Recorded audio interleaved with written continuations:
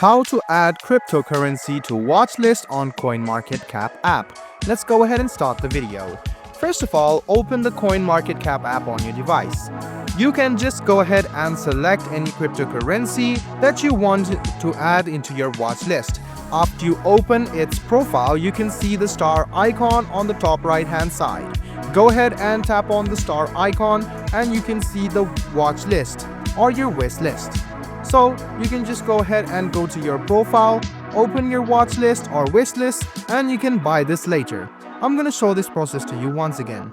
Go ahead and click on any cryptocurrency that you want to add to your watch list. Go ahead and tap on the star sign on the top right hand side and the crypto will be added to your watch list. I hope this video was helpful for you.